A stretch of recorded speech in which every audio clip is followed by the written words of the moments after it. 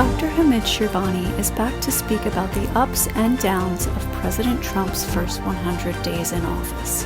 We cover everything from questions about what is going on with our education system to the Iran-Israel conflict and everything in between.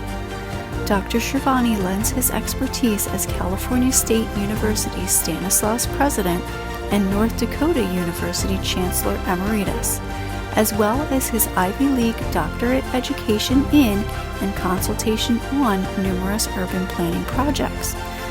Please do head over to Google and search Dr. Shirvani's amazing accomplishments as an immigrant from Tehran, Iran. But now, let's get to business.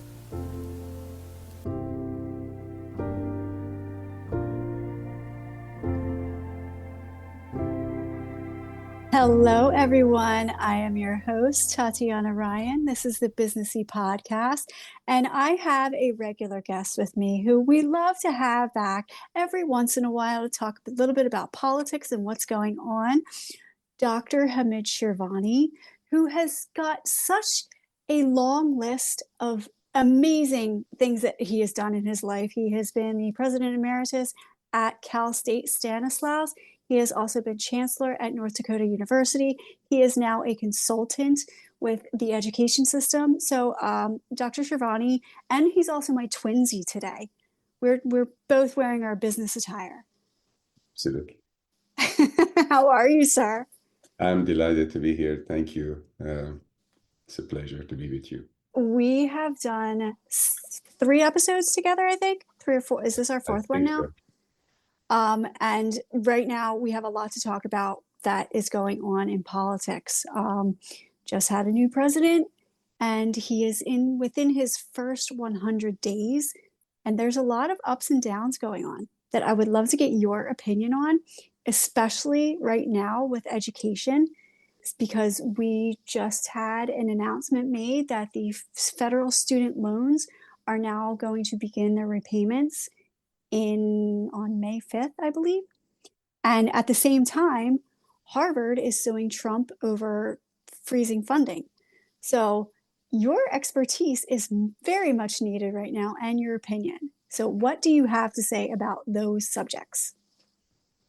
Well, certainly, in terms of the student loan, what I have read about it and informed about it is that they are going after students for repayment because that they're supposed to, when the students borrow money, they're supposed to pay. But usually there is a grace period of like 1.5 years or something. So after graduation, so the person can get a job, can have a, fixed income, and then they pay it. They start paying it. And there has been some postponements in different administrations, so that gives the graduates, give the students who have loans more space, more time to pay. But and also there has been in the past students who have not paid the different organizations went after students because these students could be, these loans are a guarantee loan by the government, but it's done through different agencies and so forth. And it's not a very, unusual things. However, if there is going to be a force of federal government behind all of these, that, these things have to be paid, because once the student doesn't pay, then that company, that agency will come back to the federal government and get their money because it's guaranteed. You see what I'm saying? So some of them have been given, but some of them are the different loans. For example, consolidation loans. So I have borrowed this for this degree, that from that degree, that for whatever. So then I go to these and people say, I want to consolidate and just pay once a month. And so of course their interest rate changes and whatever. Those are different. But if they have it directly, students, the loans that are backed up, they're going to, go after these people to pay back their student loans. And that is a very controversial issue because there's taxpayers are saying, well, this is government money and it's been given as a loan and not a grant, so they have to pay it. But there are lots of other opinions that this should have been, to begin with, free and a scholarship. And as you know, the former president Biden wanted to just wipe these out, these loans at least, and he did for a lot of number of groups. Mm-hmm. And it was a back and forth. They would, it would go to the court, stop it, come back, and all of those, battles have gone through. But some of them were slipped through, and they didn't have to pay, and the rest have to pay. Mm-hmm. I think. So that has certainly would impact, from one side, it would impact various families, but from the other side, it's a loan and should have been paid. But I'm not sure which one is the better tactic. But one thing which is kind of I'm not sure about it, that we don't know some clear answers, whether the amount of loan is going to be reduced, that the students who are now going to college, or whether the one that have loans are going to be told, well, we're going to reassess it, so you may not, from now on, you may not have that much. That's the question, because it's annually. So so it has shaken a lot of people, like Social Security. When Medicaid is being eliminated, people who have Medicare, they're worried about maybe next is them. So that's I think in and of itself, some of these topics may not be that may not have that much of a severe impact than what's next. So that will shake up the whole spectrum of communities. So I think that's one of it. And also, I have to tell you that in the universities, they put this financial package together for students to attract a student. Always some part of it is a loan. I mean, not always, most of the time. And some of them are grants. Well, the grants, where do they come from? A lot of them come from endowment, but a lot of them directly is from the tuition, what we call it in the academia called tuition discounting. We say, okay, your tuition is $20,000, which of course is very low now these days for $20,000, or $40,000, but we give you half of it off. So that's called discounting, because this is the money we don't have. Essentially it's discount. So, but the student feels good. So there's a 40,000 tuition, but he gets the 20,000 off. So it just pays 20,000. But then this person has to live. So then, where that one comes. So it's okay, you borrow that much. So instead of the borrowing would be much less. So the student will compare different institutions, and that will be one way of incentivizing students to come to that institution, particularly good students to get. So when another part of the money comes from indirect university money, for example, what is indirect resources? When I'm a scientist and I bring a major grant from federal government, there is an overhead charged to federal government. That overhead is real cash for the institution. As a president or a chancellor, I love those overheads. I love those indirect costs, because it would come to university, and the deal usually was that, okay, a quarter of it or a percentage of it, the different institution, different policies, we give it as a discretionary to the professor who made the grant and brought this money. But then the dean gets some, the dean of the college gets some, the provost gets some, so that there's money. But the whole chunk of it comes to the president, so that, and the chief financial officer, they put that for different use. And that money is really, free and solid. So that many times have been turned around and given to students on a fellowship, research fellowship, to attract students to come to the PhD programs. because some of the PhD programs, like in humanities and social sciences and arts, there are not a lot of grants out there that they can get, and particularly the grants that pays for your living and pays for your tuition and expenses. So what do? You farm them out in order to balance the university's intellectual arenas, different. Well, if President Trump stops, Harvard money, Columbia money, this money, that, this, particularly I can speak as an Ivy League graduate, that these institutions are, thrive on a matter of research. Research is one of the top priority for them. Mm. And these professors are kept there because they have facilities and they can get these grants. And so it's win-win for anybody. So when that money doesn't come, that means the indirect money doesn't come to the institution. So imagine how much of it is the cash discretionary money that can support the entire university, including scholarships.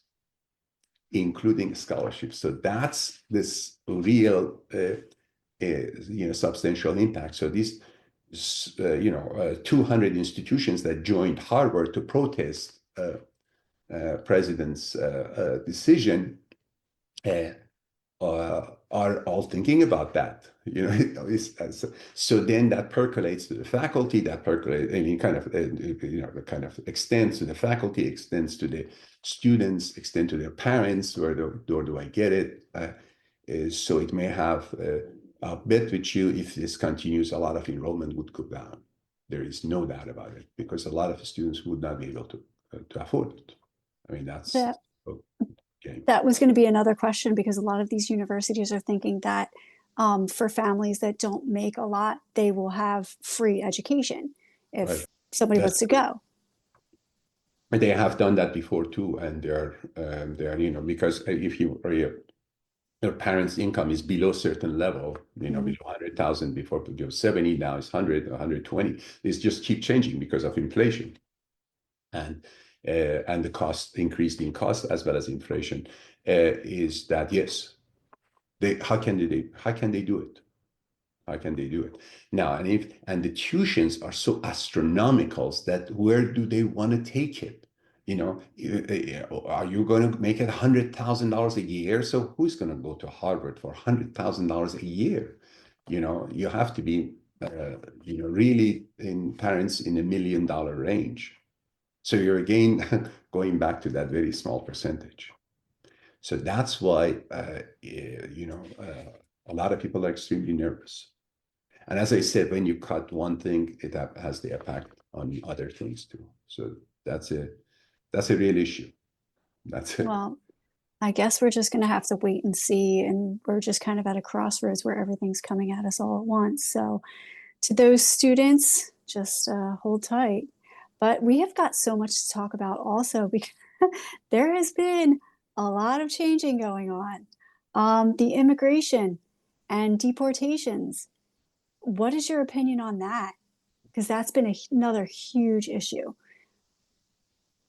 Well, we can talk about that in terms of a couple of dimensions, and that's one is the humanitarian side of this issue, and then the other one is the economic part of it as well.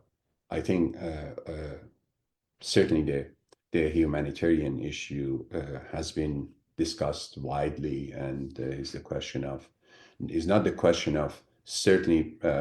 And I'm sure you are, and many other people are. We are in agreement with the president that there are people that should not be here in this country, and they are, and let's just leave it at that. And their departure from this country has just kind of dragged on for a long time, or has not been done. So I think probably majority of people are agreeing with that, but then the way that it's been done sometimes are, and certainly for a lot of people, that way that has been done, there is no other alternative. So that one, even I can go on the limb and say that I'm supportive of the president in that manner. However, there are other people who are not criminals, who are not,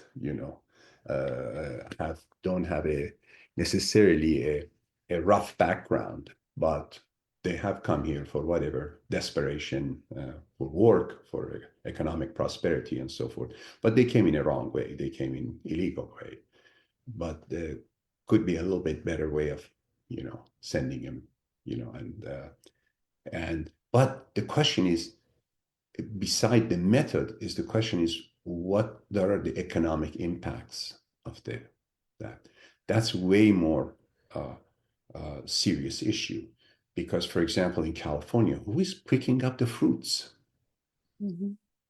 I mean, this state produces enormous amount of food. I mean, vegetables, fruits, and nuts. And I mean, you got it. I mean, and there's poultries, of course, and their meat and everything else that now, of course, are moving to Louisiana, moving to Texas because of a variety of regulatory issues here. However, well, the laborers also go with them too. So the question is, who are those people who are going to go in a 95, 100-degree temperature, 110-degree temperature in Central Valley, pick up the strawberries, pick up the tomatoes, pick up who are those? So then, who are those people who are, doing the gardening in, I mean, from commercial and residential and all these properties? Who are the people who are going to work in construction? I mean, we're talking about rebuilding infrastructure. So that's the real issue. And no one apparently is, or at least not no one, but at least there are not much attention on this subject. So perhaps an alternative, like these illegals become legals, but not permanent resident, just, be here for work. Mm-hmm. I mean, like many other countries have that program that you come here for work and eventually you go back. But, at least for you're here as long as you can, work. Some or temporary, coming here for 3 years, like, the Gulf countries, Oman, United Arab Emirates, Dubai, Qatar, and they have, God, like almost like 1 million Indians and Pakistanis and Bangladeshis that work in but they're only on 3-year renewable visas. And if they do smallest illegal thing, they're out on the same day. So we can easily copy that program. And then instead of people coming and illegally coming from the wall down or go under the ground and come out in the tunnel or whatever, just, hey, check them in, give them a permit for working for 3 years. Come, and if you behave well and you're doing a good job, stay another 3 years. Stay another 3 years. You can. There is no limit to it. There is not even.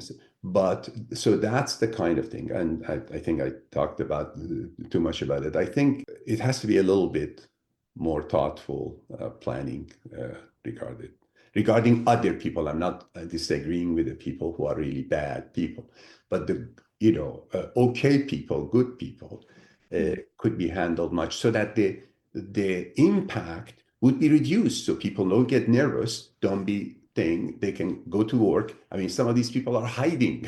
So if they're hiding, they're not working. So, I'm worried about this more severe economic impact that all of us have to pay for it. Well, that's what confused me a lot, because the governor of my state of New Jersey, Phil Murphy, is saying that he's not going to work with anybody with this, but he's supposed to be the one to help these people get, established and be here legally. That's what I was thoroughly confused about, that one. Well, he has to make sure that he has enough staff that at least major city maintenance will be taking But to care not of city's comply, like, maintenance. he's literally the face of the person who is supposed to be complying, who is supposed to be helping these people. Right. That's the kind of thing that, well, it's a lot of changes and very quick, very fast. And so there are a lot of issues, believe me. I'm always curious in the morning to see what's going on today. Yeah. What are we all yelling about today, right? Right. Am I buying, if today I go, first of all, I can find, for example, eggs, and if I can find it, is it not doubled again? Yeah, exactly. Well, let's go to the federal employee cuts. Speaking of employment, this is another big topic that people are really upset about because of the employee cuts. But I did a little bit of a research into it, and the administrations of Clinton and Obama had way more cuts. So why is everyone so crazy about this? I think, it's more of an approach. I certainly agree with the president and the administration that the federal government has been, has expanded with payroll enormously, but, quite substantially. And there are people that one is not clear whether uh, they're efficient enough or they're really making any contributions or enough contributions. But I think the again probably what has been subject of criticism and not been digestible for a lot of people is the approach, of this wholesale kind of thing rather than reading through the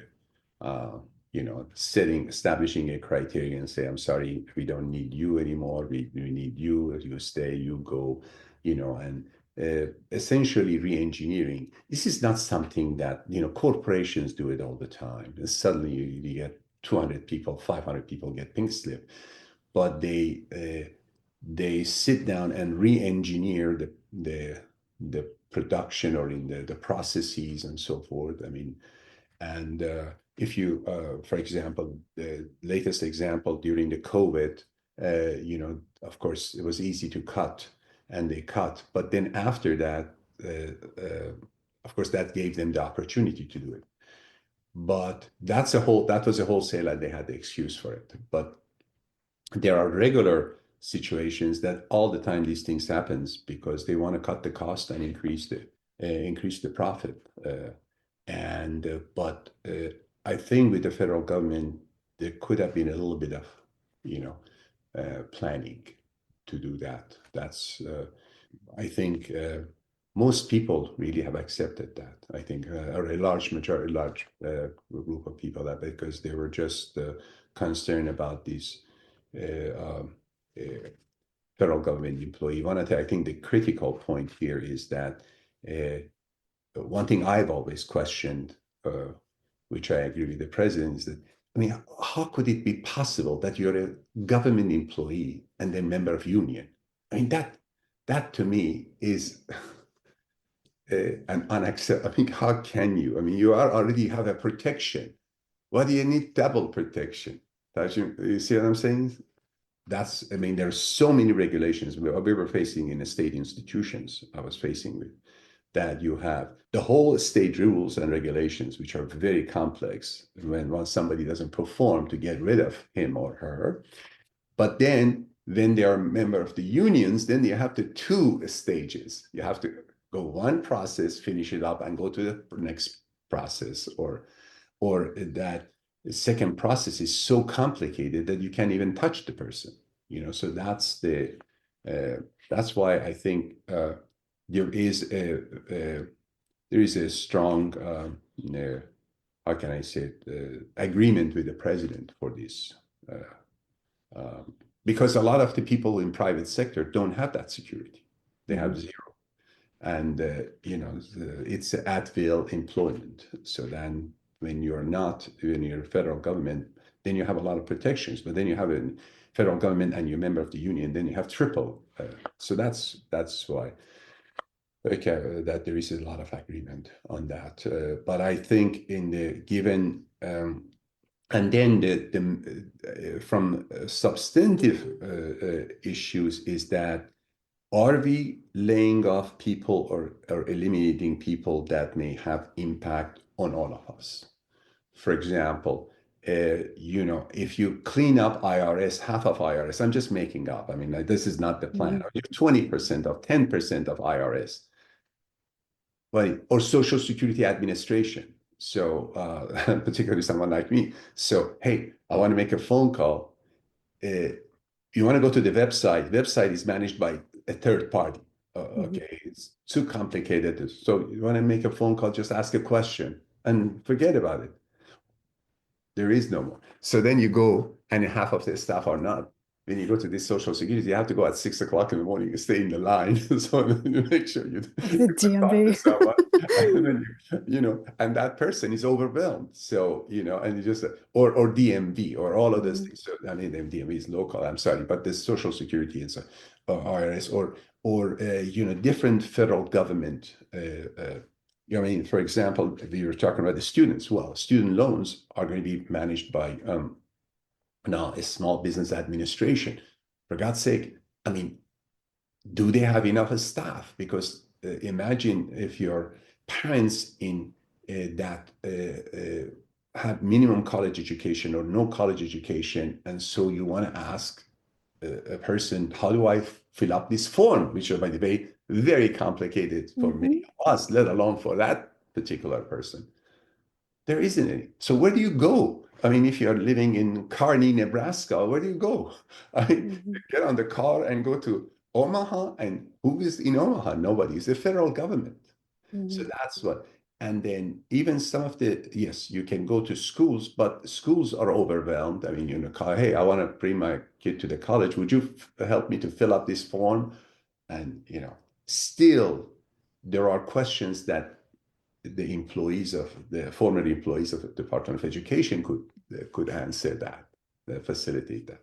So those are the type of issues because with some of these people that services will be cut, and um, that would be a substantial impact to all of us. Well, I So know there was one specific event with Alina Habba, and we don't know which agency it was, where she said, if you can't email me or your boss and tell your boss what you're doing that day, then your job needs to be eliminated. Obviously they were just riding a free system. So obviously there were spaces that did need to trim the fat. But do you think it's happening too quickly? well, that's precisely that's what I think. It's too fast and without careful, criteria that uh, because if it simply says, okay, for these services, we're going to keep everybody because it's priority. So these are the priority. But for these bottom services, forget it. We can eliminate that, or or for X services, we have too many staff, based on the volume of work. And these days, things are so computerized. So if I'm a front person, if I'm a front, the things that the way airlines deal with that, you see, before you would go, there were so many counters, so many people are waiting to check your luggage. Now there are only two people. A lot of it, you do it yourself, but there's few people that are walking around quickly can help you to wrap up and do that. So what I'm saying is that there could be a study that look at these services. There are too many people. There could be fewer people. But in these services, even there are a shortage of people, we have to increase people. But in some other services, we don't need it. We can just computerize it, or we can just eliminate it, or make the process simpler. Just cut a couple of steps. That's another thing. These are the things that they do it in a variety of organizations in private sector. They can same thing can happen. And I'm surprised that some of the president's appointments are these people come from corporations. And why can't they, you know, uh, uh, I'm sure a lot of them, they're just,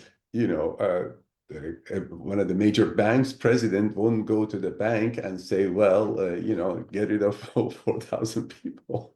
It's not going to happen because the bank See, stops operating. that's a good subject to go with right now because it's Jerome Powell. And what is this argument right now that President Trump wants to fire him from the Federal Reserve, and it's Uh, going back and forth.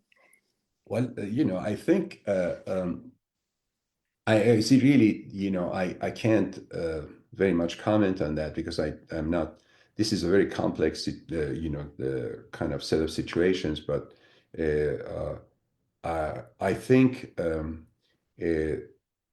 president's agenda would require that interest rate go be down so that the money becomes available, so that at least if there is to partly to compensate tariffs temporary situation, and in the long range everything would be much better, but in the short range. And so central bank is just more interested in their trajectory and their plan and so forth. So there is, I think, in differences of opinion, differences of approach, and so forth. But I don't think the president is going to fire him. And he has said it many times. I mean, that's just my opinion. I don't think he's going to. I think they're going to work it out. My feeling is that. Well, Jerome says he's not leaving, so No, I know. No, he's like, no, I'm not leaving. no. I think actually that's his personality. Because if you remember, even forgetting about a situation with president, if you look at many businesses were really frustrated by him because they were expecting that he brings the damn interest down, and then he was just tiptoeing around it. 0.25% now, 0.25% 6 months from now, a quarter, but no, I'm not going to do it now. I'm going to continue. But the thing is that I'm not, again, I'm not expert, and I can't claim that it's accurate, but I believe that there is a board and the board decides. I mean, he has a lot of influence, but I think if he's too much off, they tell him no. They are very powerful people. They're not worried about. I mean, I'm sorry, they're quite different than, and I'm going to say that many people will not like it, but they're not like universities' board of trustees that instead of in many institutions, instead of board runs the president, presidents runs the board. But this doesn't apply to that his board. So that's obvious. A really strong and strong will and opinionated people based on their experience. So whatever comes out of that outfit's decision is more collective than he himself. Powell himself. Let's move on to another biggie, which was a biggie from the start. Pete Hegseth and his first of all his appointment, but not only his appointment, but the two of the blunders that have come up that with his sharing of military plans ahead of US strikes in Yemen. And this is now, I think, the second time he has sent things through a signal chat group to people that really don't need to know these touchy Honestly, issues. this is beyond my pay grade, that what considered the violation or not, because I haven't really worked in that level of government and I can't. But what I know, is that the only thing is that I think there is a lot of criticism, but I think with Secretary Hegseth is that some of the members of the Congress are now becoming vocal and are kind of partying with the president, which is, I suppose, the first thing that has happened. I mean, first subject that there is that thing, which, like some of the other things, we have no idea what's going to, happen after that. Whether that's going to be ironed out or it's not going to be. So, how and what it came from, I have, I honestly have, I can't say anything really about it. Well, our military intelligence obviously needs to be something that is kept under wraps, and I don't know how it could have gotten into a simple signal chat, but that is I think perception of a lot of people, that if the but I think there is also semantics that is this, has this conversation been confidential or not, which the answer is, Not enough, obviously. I just wanted to add an anecdote to it.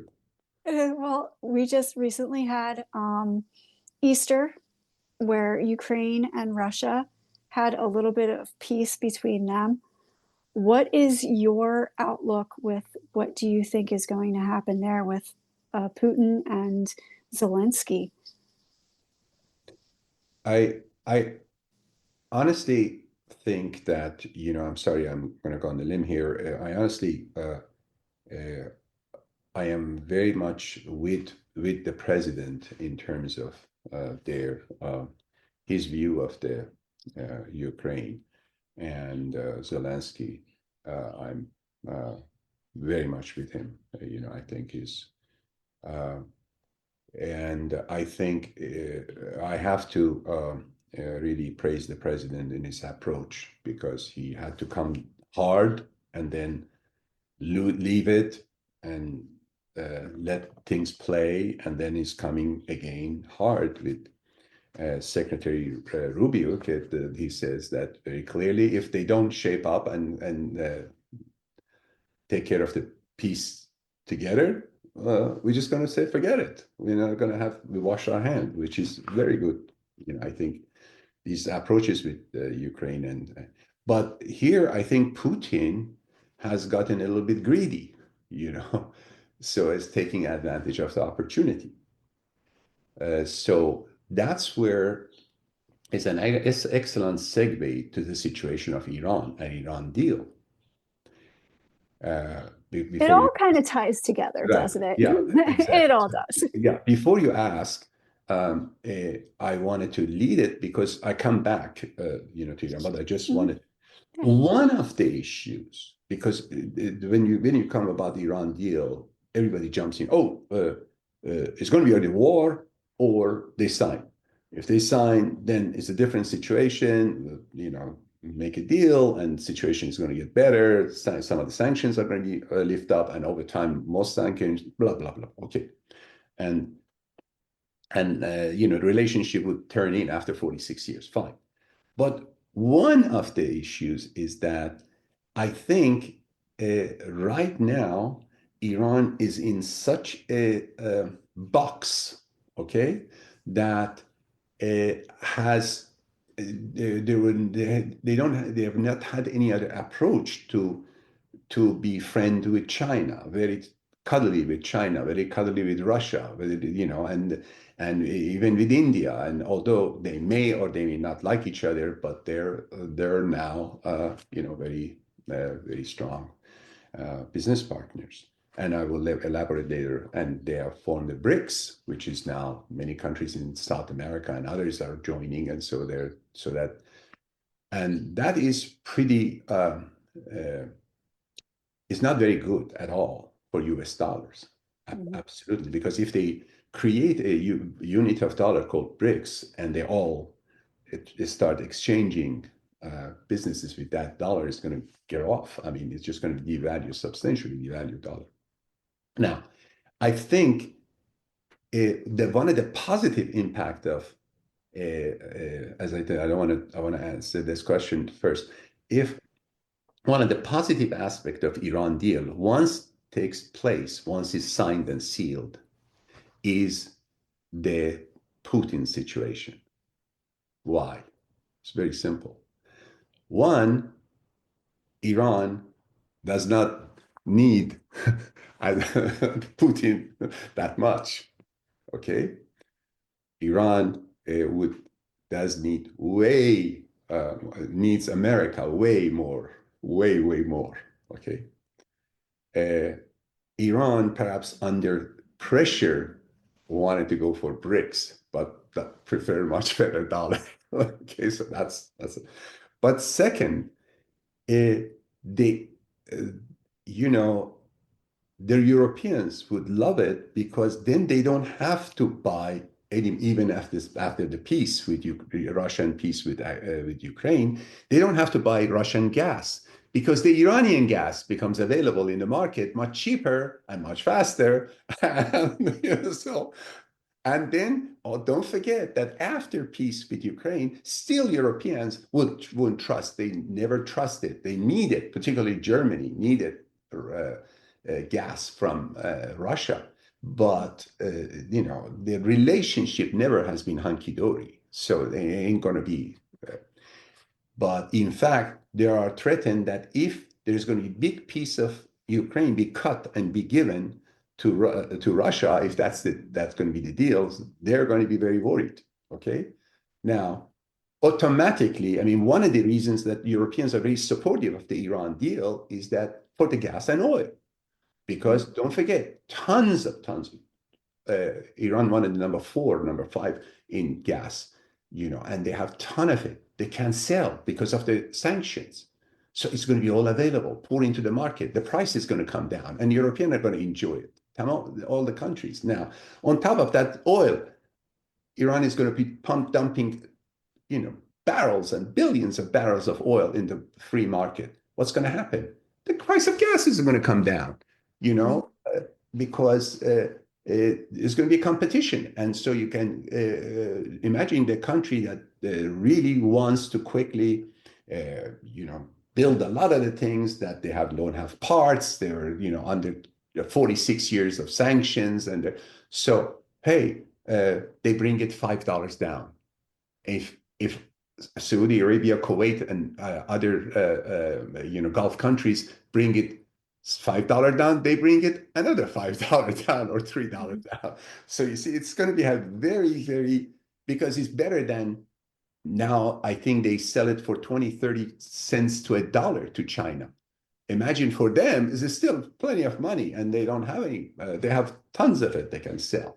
So I think that is the president is doing a fantastic strategic move by this deal, because it tells Russia, hurry up and make the deal, And so, because right now, I think Russia can get way more than once the deal is made, so that's because, first of all, the pressure, yes, Ukraine is going to be more of a mess, but the problem is that there is no urgency from Europeans or others to have this deal. So that's what I think the case.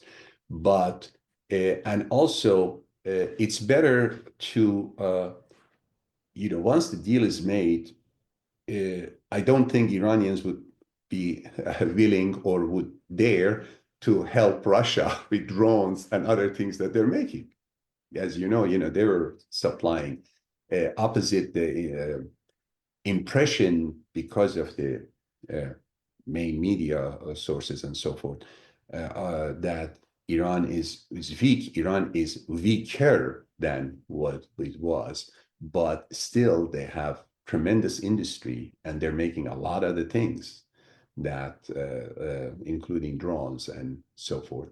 So that relationship, if it's going to be reduced from a very lovey-dovey relationship to a neutral relationship, that would be much better.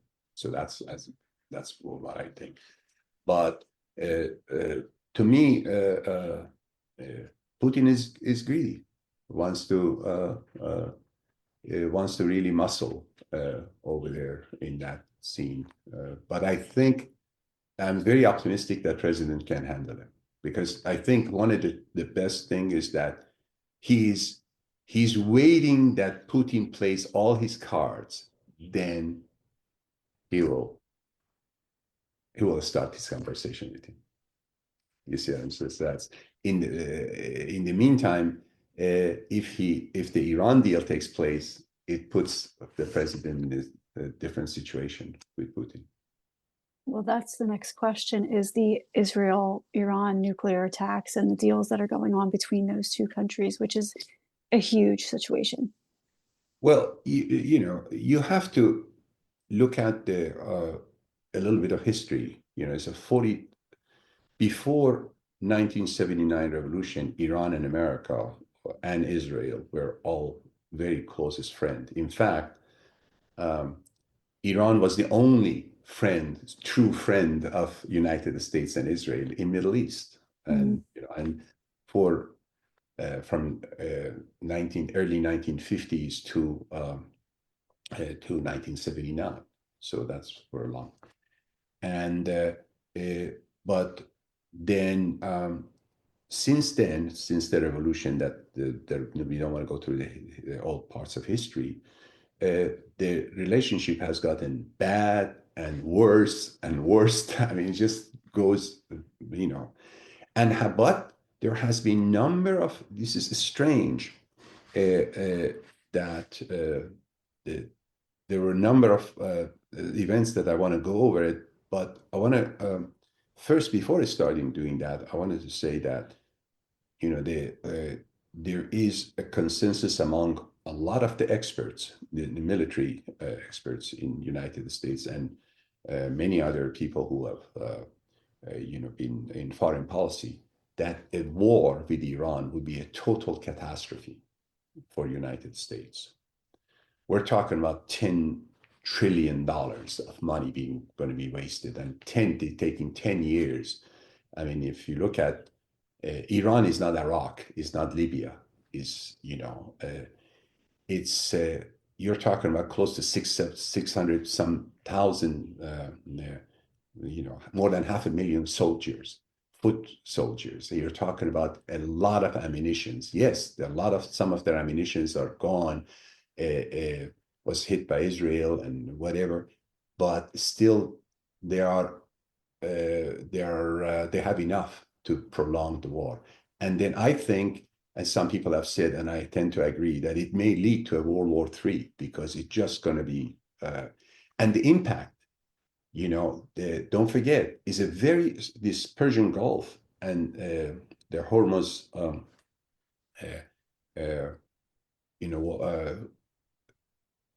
area that all the ships, the area in the Persian Gulf, and that the ships have to go through, is very, very narrow, and the whole width of the ocean is not that much. So we're talking about when there's wars and these warplanes and ballistic missiles flying all over.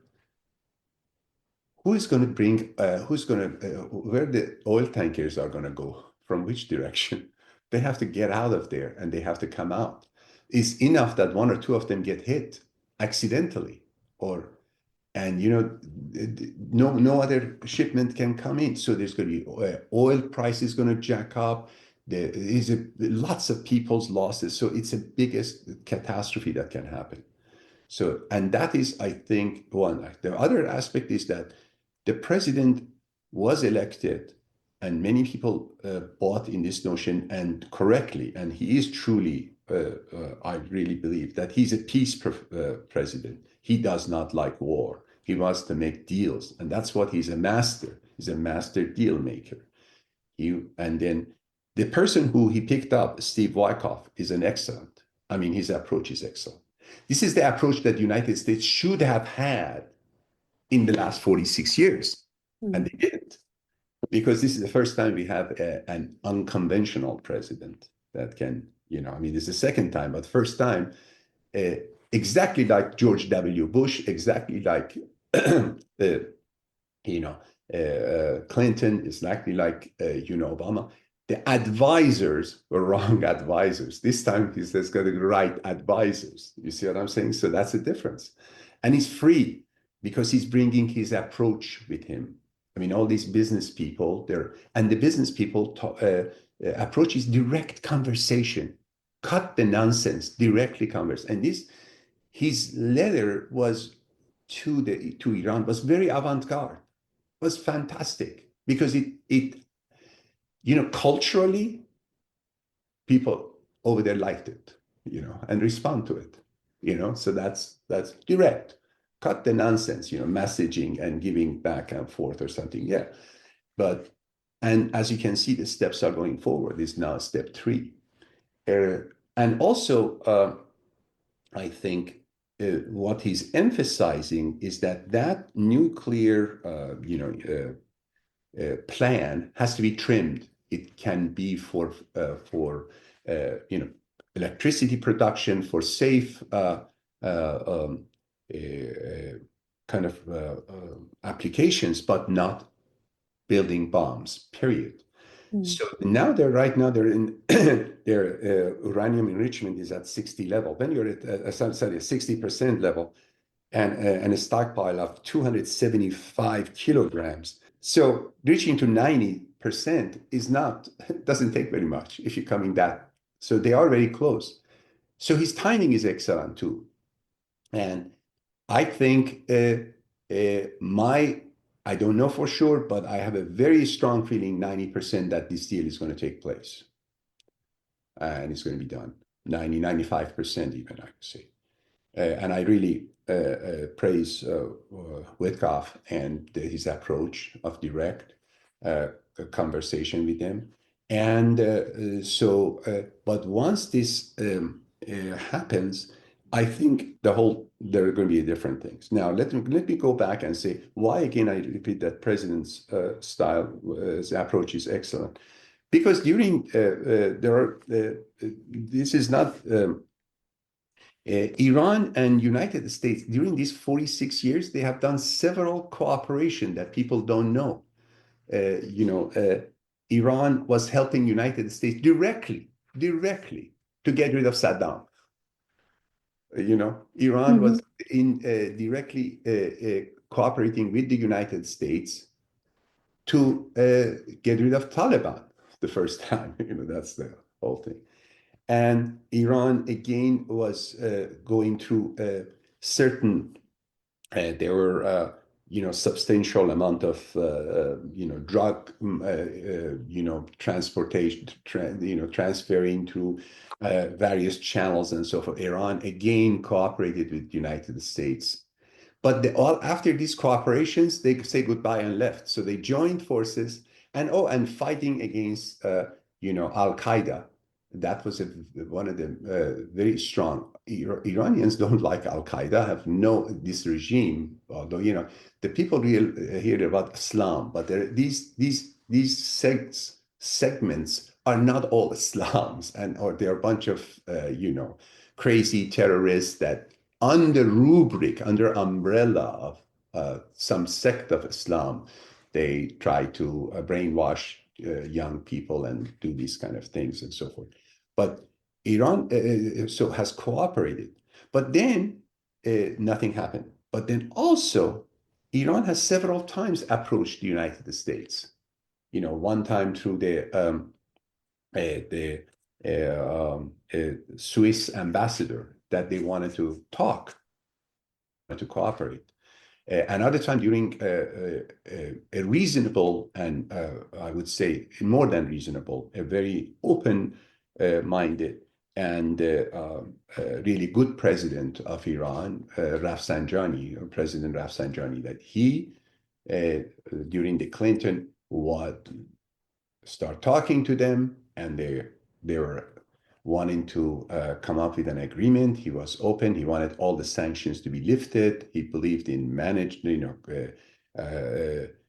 more freedom, and management of government has to be in a secular way, not in a religious way. He wanted, but unfortunately, there was not enough reception from Washington. Then there's another time from the messages came from Swiss ambassador. Then finally, during the Obama administration, Washington was willing to make a deal, and which was JCPOA, which finally ended up in short-lived. And but I think even if Obama deal would have taken place, and some of the sanction would have been eliminated, I think the relationship would have not been a good relationship.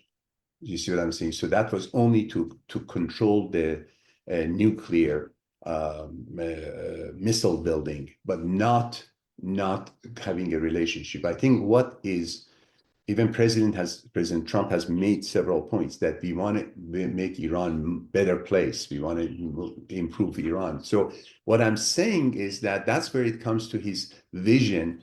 I think, if this deal takes place, which I hope it will, what's going to happen, it's not going to take very long that relationship of Iran and America become much, much, much better economically. And that coming back again, this is another advantage of it, that it provides enormous opportunity for American firms to go there and invest.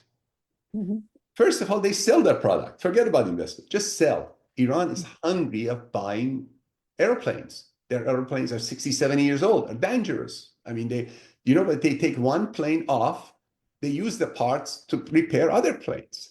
Or they have bought these Russian planes, which I don't think they have any quality. It's like, I was going to say Chinese car, but so that's a different thing. It is a lot of look, but the function. Now, planes, you're talking about these refineries, which are, some of them 60, 70 years old. You know how much they want machineries? There are the new techniques of refinery. Mm-hmm. God knows how many billions of dollars. So they're going to sell that oil and buy from America. They love America. Cars, machineries, electronics. I'm just imagine that if in your 90 million population, don't forget that I have to say that, this is a very highly educated country and highly skilled country. If the relationship opens up, believe me, in about a year, probably there would be, around 6 months, there would be 20 Apple stores in various places of Iran and selling like a hot cake. So there are so many products, and that would direct help the United States, economy. So that's the money that they pay for oil, it comes back to the U.S. There would be like the other Saudi countries or the Middle Eastern countries. They just said something about Texas A&M just made some sort of deal with Qatar to develop more technology because they're the top tier with their technology. Absolutely. They're hungry for it. And that's good. But there is another aspect too. You see that right now, there has been a plan, or at least there is a plan, there is an agreement between India, Russia, Iran, and China. And what do they want to do? Particularly those three, India, Iran, and Russia, they want to, they're talking about they want to recreate Silk Road, but this one is not going to be Silk Road. It's going to be North-South Road. Or what's North-South Road? So what is going to happen? Goods comes to Persian Gulf to Bandar Abbas, which is a major port in south of Iran. Then go on truck and rail, and go up to the north of Iran to Caspian Sea, and then again go to the ships. Okay, from Caspian Sea they go north of Caspian Sea, and they would have come on and go to Black Sea. So that what does it happen? They don't need the Suez Canal. They don't need, Mediterranean. They don't need anything. It's just so Russians can sell things, Indians can sell things. It's going to be much cheaper for them, much faster, much quicker. So that's what I'm telling you. They are organizing that. That is another issue. I think when Iran deals takes place, Iran would not be interested, because right now they need it. Iran would not be interested because profit from the transportation would have been great for them. But right now there are much better things that they can do. So there are. Pardon. Wasn't there a rumor going around that that's why the whole problem with the Gaza was going on is because they wanted to make another canal?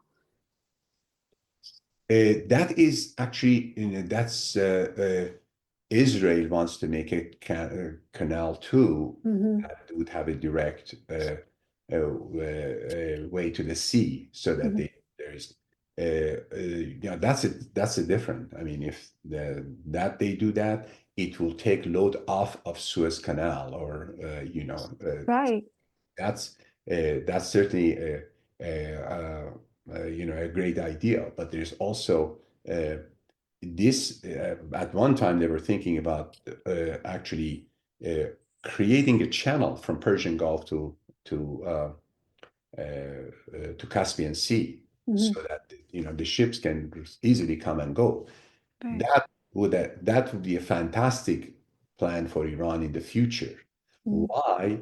Has nothing to do with taking commodities over there and so forth. But the channel itself would change the environment that converts the deserts of central Iran into oases, because just for that channel, and ecologists and environmental scientists have done a careful study from all over the world. They came in and studied, and they helped Iran and so forth, because this was a scientific project and so. But it costs fortune. They can do it if the sanctions are up, the economy is good, they can easily do it. But what's going to happen? The agriculture would improve because of the water, because of the impact of the water, and the water is availability. The quality of soil is super, but there's no water. And then also there is no rain. Imagine that channel that goes from north to south of Iran, that many miles. It's going to be fantastic in terms of creating an oasis this way and that way of channel, miles and miles. And that is going to produce a lot of agricultural products. So who's controlling that? And there isn't any channel. I'm talking about if they build it. Right, but who's stopping it? Is The financial, it costs fortune. They Yeah. don't have the money. They don't have the money. Otherwise, they would have done it. Not for God's sake, not just the shipments can go through it and go and reach somewhere to Russia and Northern Europe. Fine, that can happen. But more importantly, it's going to change the environment of the country. So I think, as I said, there are lots of, I think, again, one thing I appreciate about President Trump is that he sees something like, his real estate. He's a developer. He Fine, wants to yeah. develop. He sees it. A lot of people, pass by a parcel of land in Manhattan. They just pass through it and even don't can. But he's a real estate dealer. He looks at it, you will see completely different things. Well, and then of course this criticism that this failed, that failed. Like, oh, come on. There are a lot of things that you build and it fails. The companies that build product that fails and so forth. The vision not always comes true with positive results, but the way of thinking is that look at all these successful projects. So but the way he's looking at the geopolitical situations in a very innovative way, in a creative way, is phenomenal. So He wants that's what everybody to win. exactly. He literally wants everybody to win. And then, Iran be constrained from the building of nuclear and then focusing on economic development is something that is much better for people of Iran. That's very important. That's they're under tremendous pressure. Sanctions don't resolve anything. Sanctions makes people suffer, not government. Government don't care about sanction. It does not have any impact. And it's proven on and on and on. It's nonsense. But when a good relationship that be able to control the bad things and let people enjoy their life is much better than things. So that's what I think. I'm very, and I think, I'll bet with you that just symbolically, which I think substantially as well, just for symbolically, the day that this agreement is signed, stocks and bonds are going to skyrocket. Bitcoin, it's just going to move up rapidly because it's a tremendous thing and a problem that has been existed in 46 years, and he resolved it. I mean, so that's what I think. It will impact Ukraine. It will impact Europe. It will impact everywhere. So they have their next round of Yes, peace talks on Saturday, correct? Yeah, they are now doing the technical. So that's what I'm saying is more positive. You're talking about what, at what level this and that. It's more technical. So I think the concept, that tells me the concept is agreed on. It's just a matter of what are the numbers. A Again, lot going on. I can give you a metaphor of so like you go as an architect, I tell you. So you say, hey, I want to build a mixed use of commercial, residential, and first floor would be this, second. So okay, I agree. But then you got to go and bring blueprint. So I think that's what they're doing, the blueprint. So what are the dimensions? How many stories? What's the square footage? How much does it cost? These are, of course, similar questions, but much more technical and much more sophisticated engineering questions that have to be responded to. So I'm very positive, and I think that would have a substantial. And also another thing is, look, it would have an impact on China, because as I said, China buys oil 20-30% to a dollar. I mean, 20 cents. So, but after this is done, China will pay full price because Iran doesn't need to sell that cheap. So they'll pay. Don't forget that. And then if the Iranians have choices of buying any material, I bet with you the Chinese would not be able to sell one single Chinese car. I can assure you that. That's one. The only cars that they would buy would be American cars and German cars. And I can assure you that too. Period. So, and maybe Toyotas. That's all. I mean, that would add, because it does have the same degree of adaptability to the environment, because there's a lot of trains are very rugged. So a Chevy Suburban or Tahoe, like, fantastically goes up and comes down, goes to the desert, comes up to up the hill easily, can take loads. So as Toyota, for example, Land Cruiser. I'm just making up some examples, but there is the affinity. So if I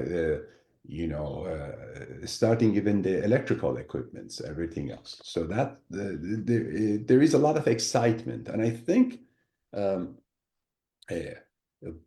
President is very aware of that, which I'm very impressed. Really, that when he talks about, you can see occasionally he alludes to it because he doesn't want to reveal the whole thing. He just says, we're going to make things better for Iranian people. He knows what he's talking about. And also there is a very good sense of a lot of people for him. They like him.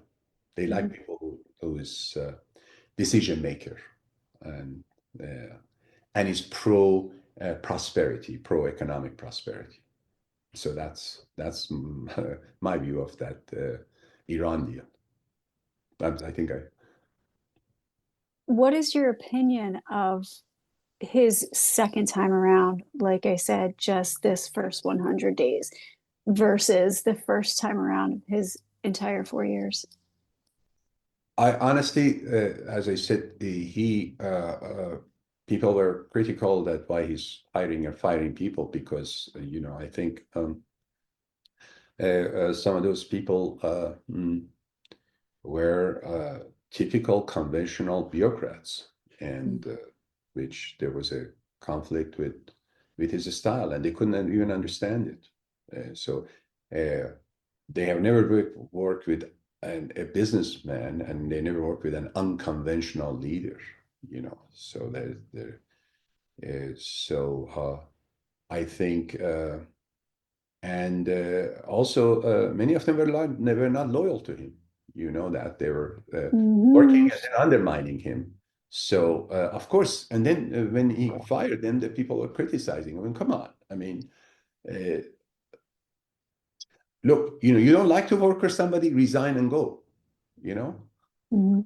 don't stay and undermine. So that's has been there. But he did it. He really, the second time, he knew exactly what to do, what to bring, who to bring, what to, So that's why the approach is quite different now. You know, maybe it's too business. So that was, maybe it's too business. Well, no, the way I see it is that he's kicking things back to where they need to be. Things that need to be handled by the states are now being handled by the states, and things that are needed to be handled by National. federal government are supposed to be handled by federal government. Where it seems like there was way too much waste. I guess I would just put it that way. Absolutely. And not to mention, at least I'm actually, I'll be honest with you, I'm very, very looking forward to going a little deeper through the higher education, not I'm talking about higher education within the state system, because a Mm-hmm. lot of them rely heavily on the federal government money. Mm-hmm. And the management of them, I mean, the direction of them. Now, so far, the new Secretary of Education has not discussed anything regarding higher education as well. Of course, they're gonna dismantle that, but the question is who is going to take, at least oversee uh, the. He sometimes President, I think one or two times alluded to accreditation, which I think bravo, bravo, and that's the catch: accreditation of these institutions. Because for a minute, forget about the money. Just for a minute, talk about quality. Talk about quality. Mm-hmm. So why people who graduate from a four-year institutions, public or private, can't write a letter, don't know the difference between civil war and civic right movements. Well, this goes back down to elementary levels also. I mean, I've talked to my friends Sure. that they are irate right now about what is going on at elementary levels, not even higher education. I agree with you 100%. Lou Gershner, former president of IBM, once says, you want to improve the education, uh, get rid of teachers union, and make the salary of a teacher. This is I was hearing him in a conference organized by economists, uh, you know, back in late 1990s, 20, 25 years ago. And he says, at that time, he says, entry level 80,000, after a couple of years, 100,000, 120,000, but no union. Everything is by performance, everything by, assessment, Mm-hmm. outcome assessment. When the teachers get $150,000 salaries, best brains want to come and teach. Mm-hmm. You pay well, you get better. And he said, you want honey, you got to pay money. That's about it. But not, just increasing the salaries with the union so that the same thing is all performance based. No tenure, no contract, at will, but you get like many of us, but you get $150,000, 200. Then they say, why do I can go become an attorney and why not I become a teacher?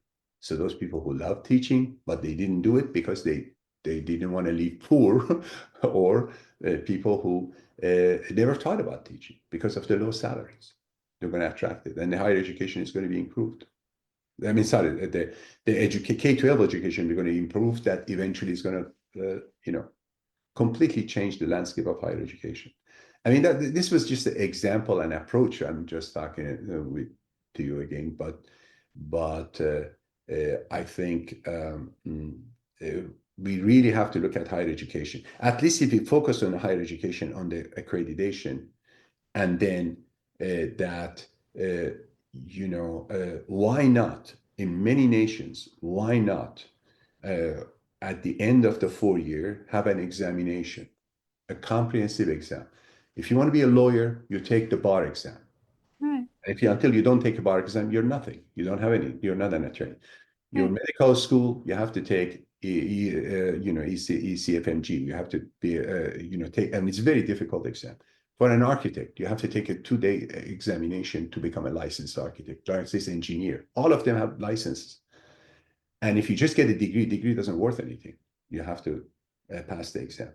Why not if somebody is graduating in sociology, business, economics, or any others, any subject, history, why not? At least you see general level of knowledge. At least you will see how much have they really. I mean, if you get a BA in history, do you really know history? I mean, can you really write a letter? Can you do a historical analysis? I mean, but one shoe fit all. They had always this argument. Well, how come one shoe fit all? Fits medicine, law, engineering, architecture, dentistry. And when it comes to general education, one shoe fits all. That's a Hippocratic, So that's what I was saying. I'm hoping that he start doing. Same thing with the schools. Why not we just cut the nonsense and put it on assessment?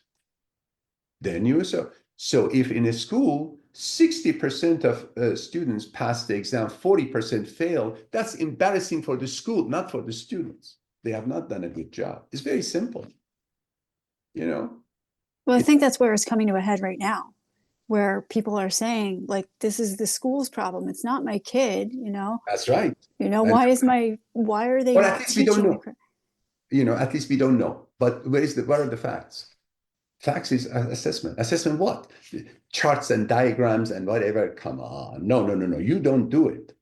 And I think there is always this notion that, okay, a state does it, fine. But then this state does it different than that state. It cannot be, this is not a matter of a state. This is a matter of you take a group of very, knowledgeable people, very highly educated people, and in Washington, and you hire a firm that higher education, and it consults with a lot of top-notch brains in education, and then you come up with a level of education that is required at elementary, level of education that it comes in high schools, and then you say, okay, let's do an exam, create an exam, and the best assessment.